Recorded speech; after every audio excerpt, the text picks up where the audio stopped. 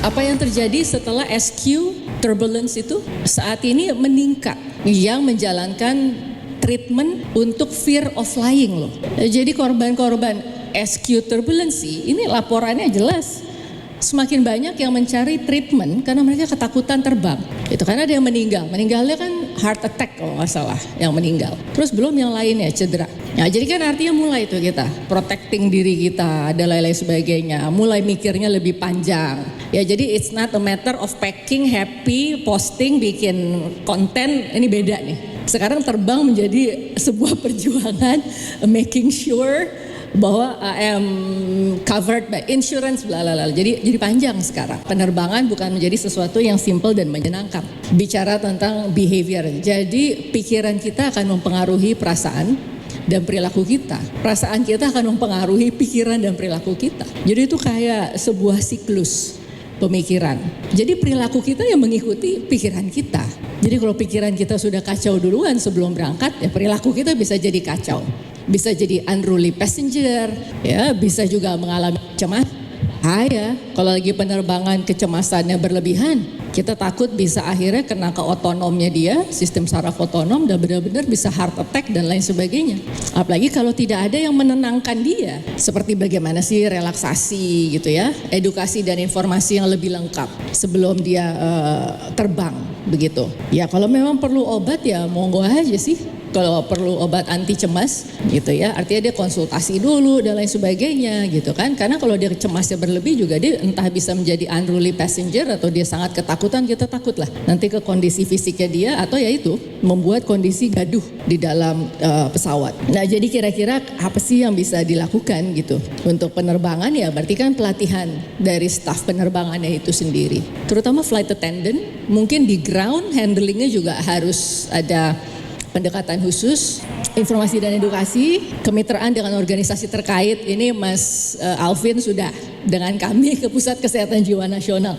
Jadi sebenarnya pentingnya di sini adalah ya untuk dengan IPK juga, karena butuh organisasi gitu atau grup yang bisa memberikan entah edukasi informasi atau mengkurasi kira-kira apa yang harus dilakukan airline untuk menindaklanjuti tantangan-tantangan untuk dunia aviation di Indonesia sekarang. Seri 3 gitu no? Kalau naik ada beruntut. Dan dalam hal ini kami dari Banyak aplikasi itu dibuat 2 jam 30. Soal respect ini adalah kita juga punya belief bahwa it should be a joyful flight. Orang terbang ini adalah mestinya happy.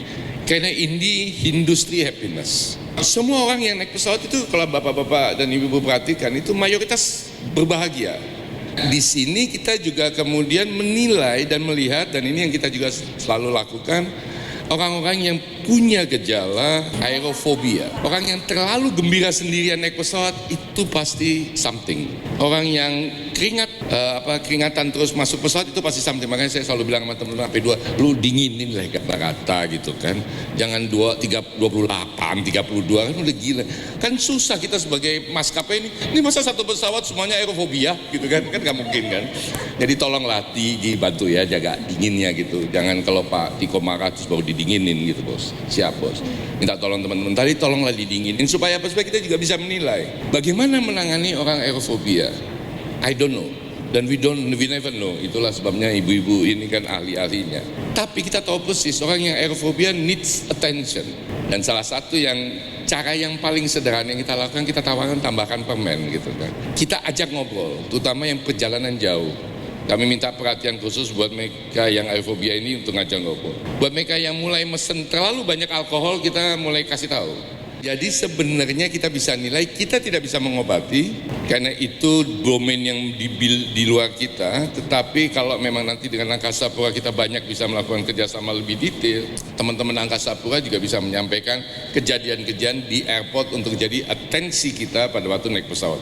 Kita bisa tahu pada waktu di check-in sebenarnya. Bisa bila ada informasi kita memberi beberapa catatan gitu kan. Tetapi memang mengobati kita nggak ngerti, yang kita bisa tahu adalah mencoba mengurangi itu.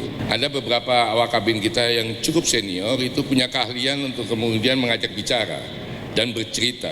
Yang sementara kalau untuk aerofobia yang kita akhirnya bisa lakukan satu-satunya saat ini adalah mencoba memberi pendampingan di dalam pesawat tanpa memberitahu yang lain bahwa ini ada penumpang yang punya berkelakuan khusus. Memang menantang soal aerofobia ini. Tetapi soal unruly saya pikir mestinya kita dengan mudah bisa melakukan kesepakatan bersama dan tindakan-tindakan tegas terhadap orang-orang yang melakukan perbuatan seperti bom threat, sexual harassment, terus kemudian alkohol yang berlebihan yang mengganggu yang lainnya.